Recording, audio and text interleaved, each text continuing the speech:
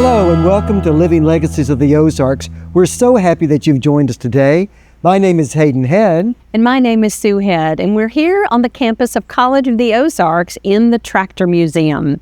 We certainly are, and we're so happy to have with us today a good friend of ours and someone who has been so pivotal, a pillar in our community, and that would be Matt Grindstaff. Matt, thank you so much for being with us. Really, it's an honor to be here, honestly, truly. Matt, tell us your title at Elevate Branson. Well, I mean, the title is VP of Strategic Partnerships, and ultimately that simply just means that I will try to be a point of contact for businesses, individuals in the community to the work that Elevate does with those that are experiencing a season of poverty. Right. Well, you know how much that Sue and I, how much we love Elevate Branson and what you do. We're so thankful that you're there.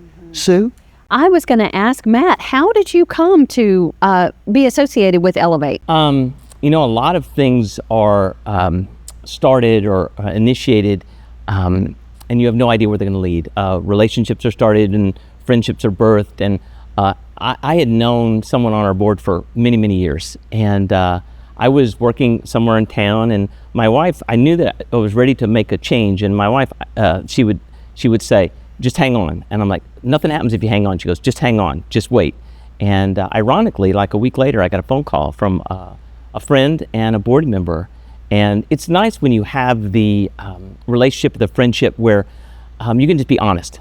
Because typically people always say fine, which just means frustrated, insecure, neurotic, and exhausted. But so when he said, "How you doing?" and then he said, "Really?" and I said, "Well, I'm all right."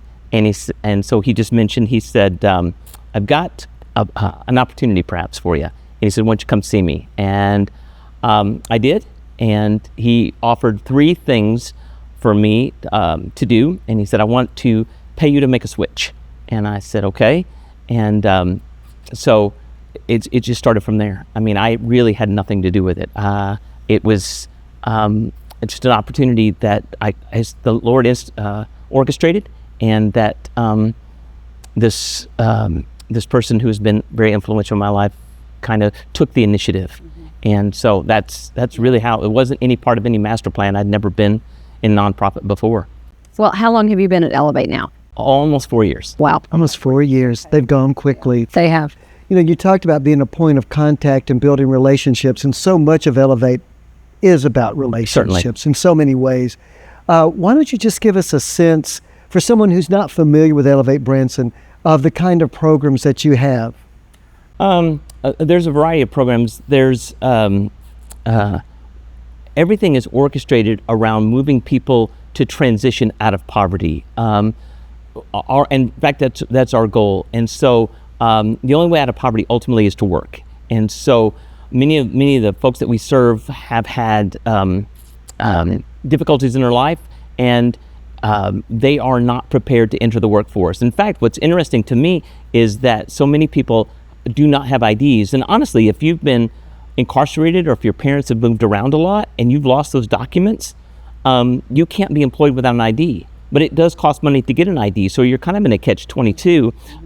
So it was just very interesting to me, because if I lost my ID, I'm like, I don't know where I would go. And the hospital I was born in is gone, so I don't even know where I would start. I mean, there's certainly people I could ask, but you could see where someone who has a smaller circle or smaller would not know what to do. And so we'd found that if you don't have an ID, you can't be employed.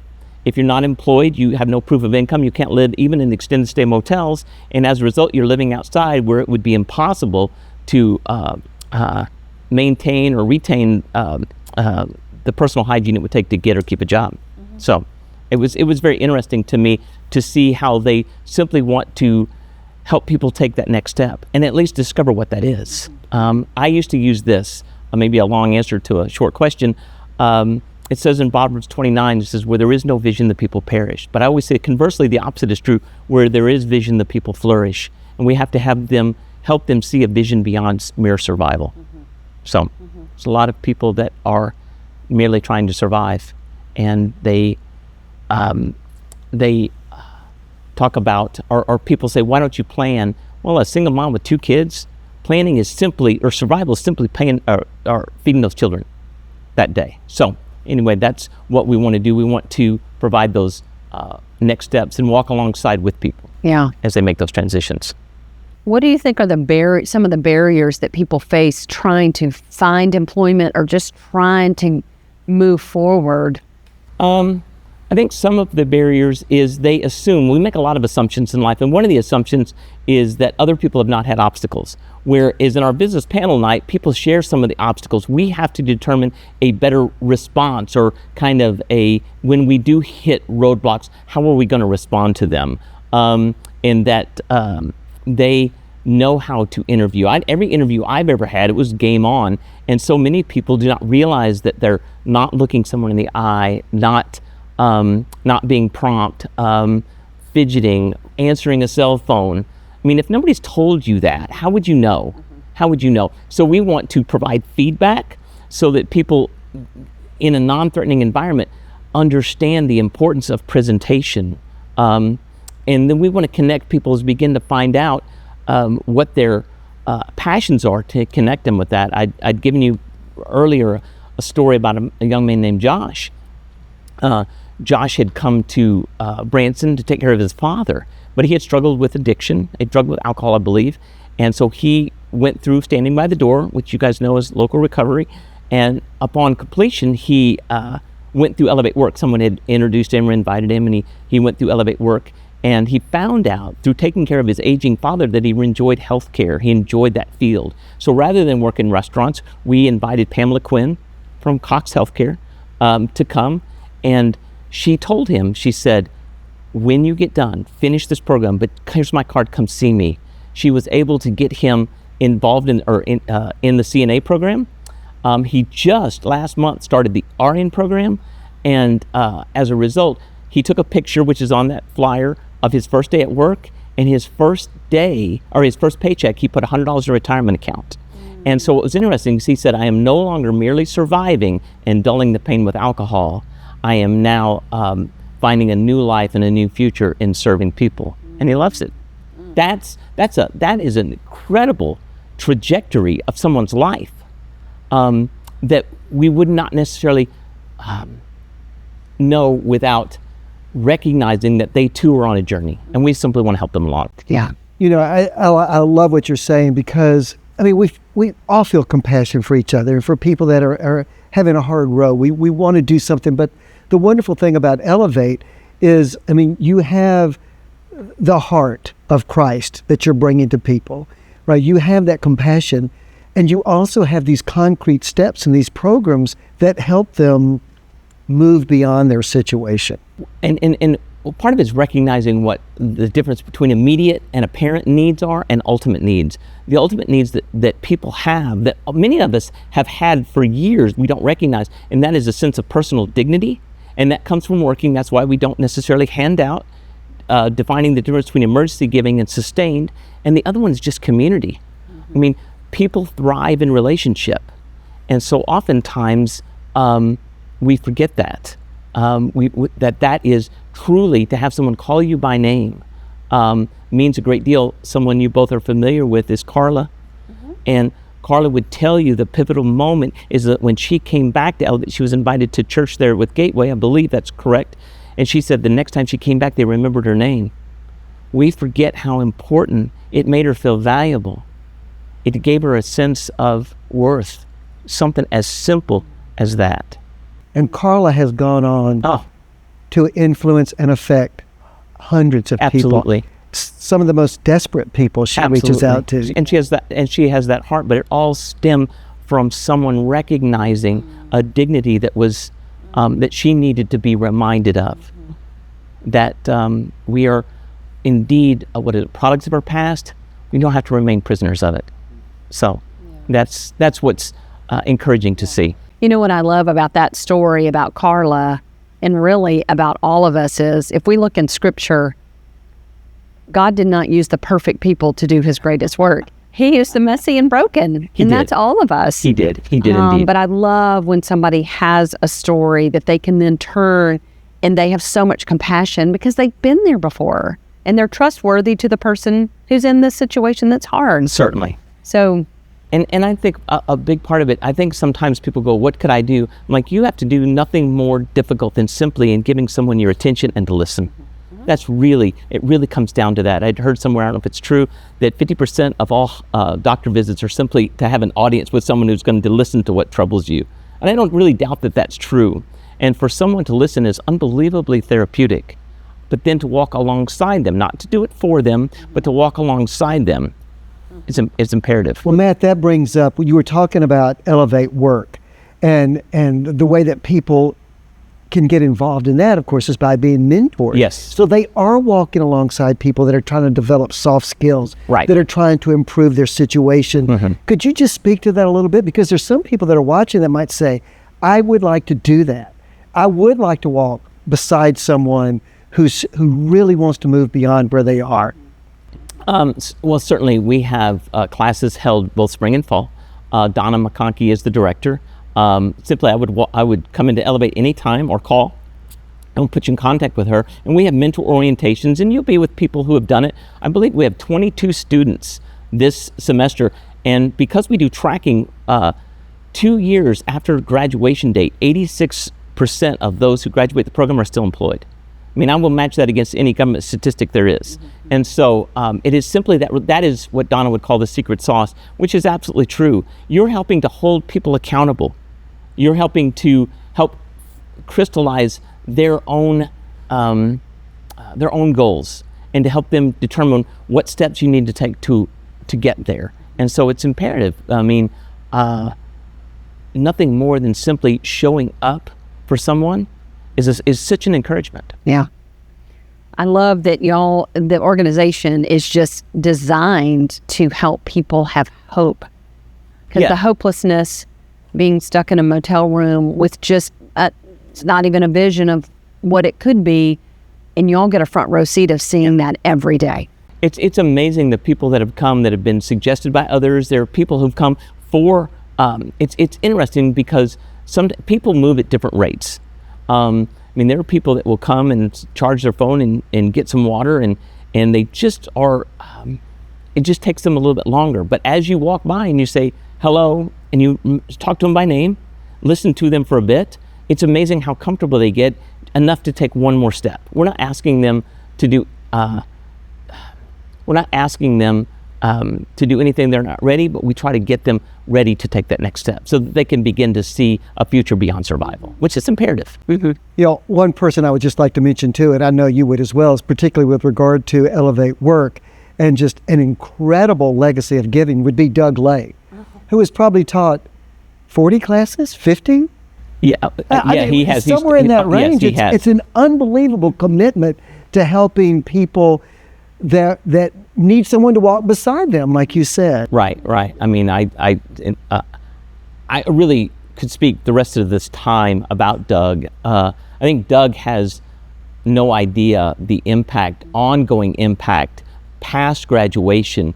He exhibits both a nurturing personality and then a tough love. He does. Yeah. Kind of a tough love kind of. And so, and I think many people respond to that. I care enough about you to tell you the truth. I care enough about you to put up with some of the shenanigans and hold you accountable to what you said you would do. And I think that's he's been more influential than he could ever dream. He really has been. And you just don't see volunteers of that caliber. I've never seen one. He's been at it since 2013, 11 years. And I will say this, Elevate work used to be known by Jobs for Life, and it used to be on Wednesday and Friday. The man gave up every Friday night for 7 years. That's incredible. Well, every night that we met, which was at least 9, 18, 27 weeks a year. Wow. So he really has been very influential. And honestly, though, I think he gets quite a bit out of it in realizing to some degree the impact he's had on lives. And so all the students, I think, at his 50th class had written letters and talked about the impact he'd had on their lives. I mean, Love that. That's great. Love that. All of you who are involved are just, I really find very inspirational. Brian and Amy Stalling, Chris, Donna that you mentioned, Carla, Crystal. I mean, you could just, the names go on and on of people that have just given so much of themselves to help their neighbors. And for those of us who are looking into Elevate, we find a great source of inspiration in that. I know I do, for sure. Well, and the goal is to create a model that can then be replicated. We believe in a community-based initiative to change the nationwide address to poverty. We don't want to create entitlement and dependency. We really do want to help people be free from that and have a more of a direct impact into their own lives, so that they can they're not playing a victim, or they don't feel relegated to a victim role. Yeah. So that's what's been encouraging. Man, I think a nice final question, unless you have anything say that you would like to. Okay, well, a nice final question might be, so what is the future for Elevate? What is the new trajectory? I know that you talked about tiny homes. You have the tiny home village in the works, but you guys are never sitting still. So what else have you got in store? Well, I think what's exciting is that it's been a long time coming, certainly, but I believe housing is, with the tiny houses and perhaps some other things, are on the cusp of that. Within the next few weeks, we have 3 different communities in 2 different states that are coming to Elevate because they deal with many of the same issues. And so I always even share in communities that communities spend money. And so in about 2.5 months, when it gets cold, we will have people get on cell phones and they'll call the emergency room and they'll fake an illness and they'll get a ride to the emergency room and they'll stay there overnight simply because they're cold. And so communities will have that unless we begin to change the trajectory of what's serving people in poverty, and ultimately with the goal of transitioning them out look like.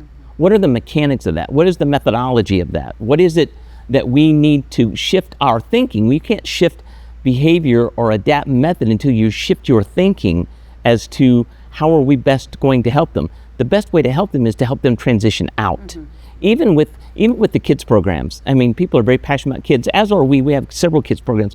But ultimately, the best thing you can do for a child is help their parents create an environment of stability in their lives. When they leave the parties, they go back to parents. And how much better, like with Chuck's story that I'd given you, how much better when their parents are ready to be involved in an example. I'll give you one more, if you don't mind. Please one more do, quick yes. little story. We talk about when students graduate, we talk about their why, because ultimately it comes down to, why did you come? Why are you here? What is your why? And we had a young lady come up on stage, and her why was to get her daughter back. Now, she was working toward that, but she hadn't gotten there yet. And her parole officer brought her little 8-year-old to graduation. And so on stage, she goes, let me introduce you to my why. And I guess the older you get, the more easy you cry, but let me introduce you to my why. And this little 8-year-old girl runs up on stage, stands by her mom. She goes, I will not return to the lifestyle. I will not return. This is my why. I want to be an example to my daughter. And shortly after, a couple months after, the judge reunited that little girl with her mom and said, never have I reunited this quickly. I've seen such dramatic change in your life. I've seen such such a different person who came in. I feel fully confident, and we've got that from the judge, fully confident that you will now not only take care of your daughter, but be an example to her. I mean, that is how families reunited, or how communities get restored. There is no other way. There is no other way. You cannot, sometimes we forget to address the deeper needs that people have. And it's those needs that create wholeness. So that was great. It was just a wonderful thing to see. And you feel that when they leave, they're in a much better place and have a much different vision for their future. So that's, yes, they do.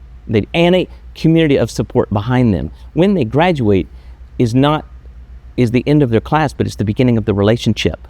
And so that's what we have, and they often get to share with their circle of influence. And many people come to Elevate as a result of seeing someone whose life is vastly different than it was. And they're like, tell me. And they come out of curiosity. But when they begin to see that that there is an opportunity for them not to survive, just merely survive, but to thrive. And that's the answer. And I think in a community, we're dealing with people who it may be your sister's son's child. And you're like, oh, okay. So it's kind of a closed knit. So I believe the community initiatives like Elevate will be a change in the national address. Otherwise, it's not a good trajectory we're on. Well, thank you so much for sharing. Oh, my pleasure. So inspiring. My pleasure. Thank you so much. Thank you. Appreciate your time. Appreciate all that Elevate does. You guys keep up the good work.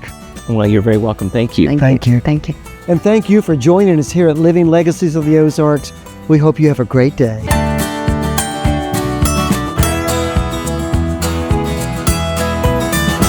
Living Legacies of the Ozarks is brought to you by Ozark Mountain Legacy, College of the Ozarks, the Hirsch and Family Foundation, Meyer Hotels, and Sight and Sound Theaters.